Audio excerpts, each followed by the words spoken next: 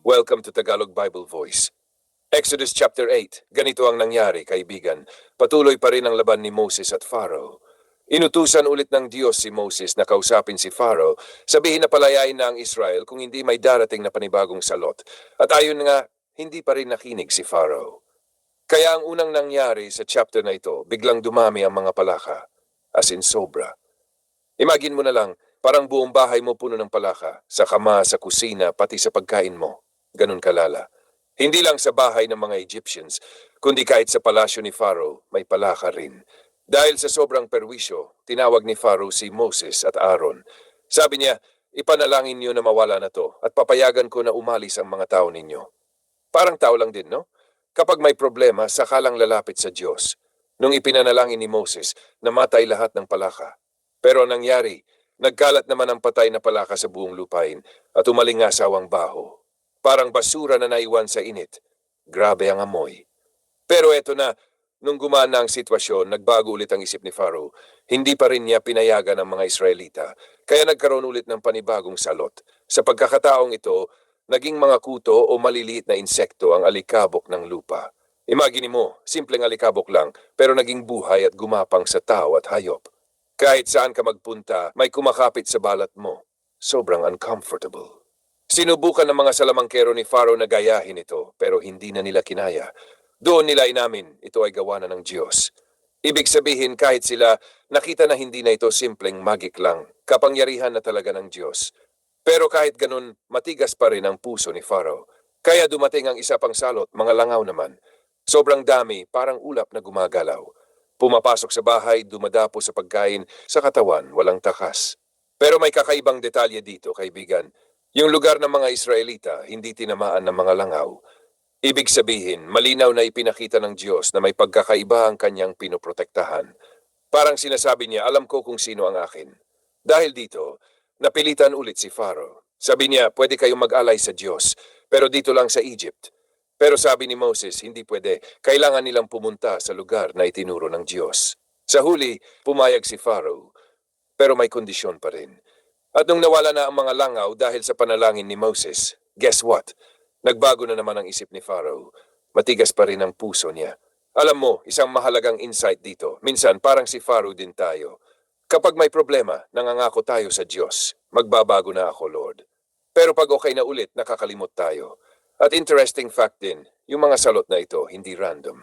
Marami sa kanila ay konektado sa mga Diyos-Diyosa ng Egypt. Parang ipinapakita ng Diyos na siya ang tunay na mapangyarihan, hindi yung mga pinaniniwalaan nila noon. So dito sa chapter na ito, malinaw, kahit paulit-ulit ang pagkakataon, patuloy pa rin ang pagtanggi ni Pharaoh. At tuloy rin ang plano ng Diyos. Dahan-dahan, pero siguradong kumikilos. Exodus chapter 9, ganito ulit ang nangyari, kaibigan. Patuloy pa rin ang utos ng Diyos kay Moses. Bumalik siya kay Pharaoh at sabihin, palayain mo na ang aking bayan para makasamba sila.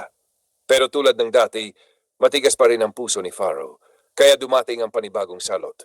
Una, tinamaan ang lahat ng alagang hayop ng mga Egyptians. Kabayo, baka, tupa, kamelyo, nagkasakit sila at namatay. Parang biglang bumagsak ang kabuhayan ng buong bansa. Imagine mo kung lahat ng sasakyan, negosyo at pinagkakakitaan mo ay biglang nawala, ganun kabigat. Pero ito ang mahalaga, kahit isang hayop ng mga Israelita, walang namatay.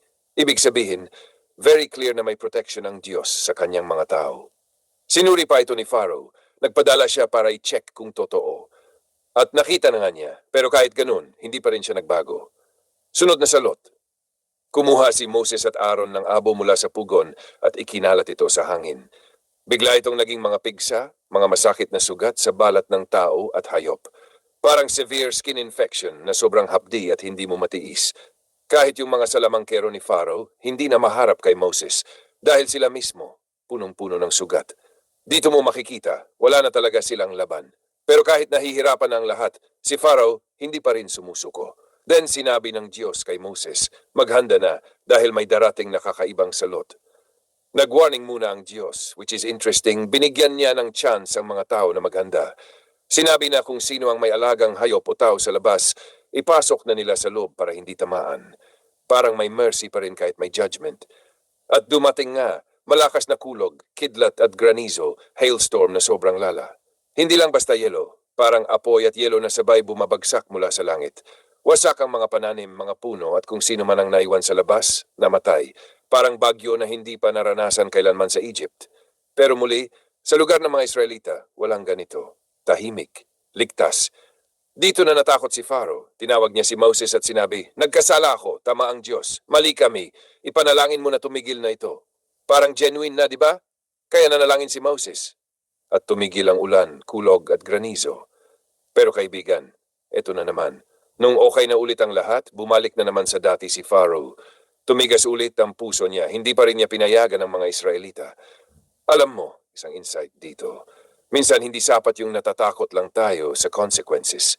Kahit makita natin ang power ng Diyos, kung hindi talaga nagbabago ang puso, babalik at babalik tayo sa dati.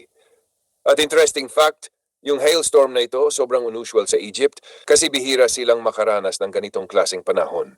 Kaya lalo nitong pinakita na hindi ito ordinaryong pangyayari, hindi ito natural, kundi gawa ng Diyos. At pansinin mo rin, bawat salot, parang unti-unting pinapakita ng Diyos ang kanyang kapangyarihan. Hindi biglaan, kundi step by step. Parang buhay din natin. Minsan, paulit-ulit ang lessons hanggang matuto tayo. Pero kay Pharaoh, kahit ilang beses na, hindi pa rin siya natututo. At tuloy pa rin ang kwento, dahil hindi pa tapos ang laban. Exodus chapter 10, ganito na ang nangyari. Paulit-ulit nang binibigyan ng chance si Pharaoh, pero matigas pa rin ang puso niya. Kaya sinabi ng Diyos kay Moses, pumunta ka ulit kay Pharaoh. Pinapayagan ko na tumigas ang puso niya para maipakita ko ang aking kapangyarihan, hindi lang para sa kanya, kundi para rin maikwento ninyo ito sa mga anak at apo ninyo balang araw. Parang sinasabi ng Diyos, hindi lang ito tungkol sa ngayon, may matututunan ng future generations dito. Pagdating ni Moses at Aaron kay Pharaoh, sinabi nila, hanggang kailan ka magmamatigas? Payagan mo nang umalis ang bayan ng Diyos para sumamba. Pero may warning, kapag hindi pa rin, darating ang napakaraming balang. At hindi lang ordinaryong balang, isipin mo parang black clouds na bumaba mula sa langit, tapos kakainin lahat, parang ubos sail, walang matitira. Lahat ng halaman, puno, bunga, kahit yung natira sa nakaraang salot na yelo, kakainin nila. Nataranta ang mga opisyal ni Pharaoh. Sabi nila, hanggang kailan tayo maghihirap dahil sa taong ito? Pakawalan mo na sila. Parang mga empleyado na napapagod na sa maling desisyon ng boss. Kaya pinatawag ulit si Moses at Aaron. Sabi ni Pharaoh, sige, pwede kayong sumamba, pero sino lang ba ang pupunta? Sumagot si Moses, lahat, bata, matanda, pati hayop, buong bayan. Kasi para sa kanila, ang pagsamba sa Diyos hindi pwedeng pili lang, buo dapat. Pero ayaw pumayag ni Pharaoh. Sabi niya, mga lalaki lang ang pwede. Parang gusto niyang kontrolin pa rin ang sitwasyon. Kaya hindi natuloy at pinaalis sila. At doon na nagsimula ang salot. Iniunat ni Moses ang tungkod niya at nagpadala ang Diyos ng malakas na hangin mula sa silangan.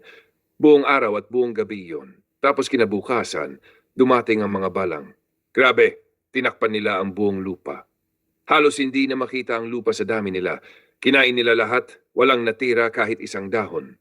Parang isang bansa na nawala ng supply ng pagkain bigla. Doon na natakot si Pharaoh. Tinawag niya agad si Moses at Aaron. Sabi niya, nagkasala ako sa Diyos at sa inyo. Patawarin ninyo ako. Alisin ninyo ang salot na ito. Parang taong nahuli lang kaya nagsorry. Hindi pa talaga nagbabago ang puso. Nanalangin si Moses at pinadala ng Diyos ang malakas na hangin mula sa kanluran. Tinangay lahat ng balang papunta sa Red Sea. Walang natira kahit isa. Pero tumigas ulit ang puso ni Pharaoh. Hindi pa rin niya pinalaya ang mga Israelita. Hindi pa tapos. Sinabi ng Diyos kay Moses, yunat mo ang kamay mo sa langit. At biglang nagkaroon ng matinding kadiliman sa buong Egypt. 3 araw. Hindi ito ordinaryong dilim. Parang dilim na ramdam mo. Yung tipong hindi ka makagalaw, hindi ka makakita, parang may bigat sa paligid. Walang gumalaw sa loob ng 3 araw. Pero ang nakakagulat, sa lugar ng mga Israelita, may liwanag. Parang malinaw na paghihiwalay. Kung nasaan ang Diyos, may liwanag. Kung wala, puro dilim. Tinawag ulit ni Pharaoh si Moses. Sabi niya, sige, umalis na kayo at sumamba. Dalhin ninyo pati pamilya ninyo, pero iwan ninyo ang mga hayop. Pero si Moses firm. Sabi niya, hindi pwede. Kailangan kasama ang mga hayop dahil gagamitin namin sa pagsamba. Wala kaming iiwan kahit isa. Doon nagalit si Pharaoh. Sabi niya, umalis ka sa harap ko. Huwag ka nang babalik. Kapag bumalik ka, papatayin kita. At kalmado lang si Moses. Sabi niya, tama ka, hindi na ako babalik. At doon nagtatapos ang chapter. Makikita mo dito, no? Paulit-ulit na pagkakataon, pero paulit-ulit din ang pagtanggi. Parang minsan sa buhay natin, alam na natin ang tama, pero pinipili pa rin natin yung mali. Pero kahit ganun, malinaw pa rin. Ang Diyos ay makapangyarihan, matyaga at may plano. At kahit gaano kadilim ang paligid, kayang magbigay ng liwanag para sa kanyang bayan.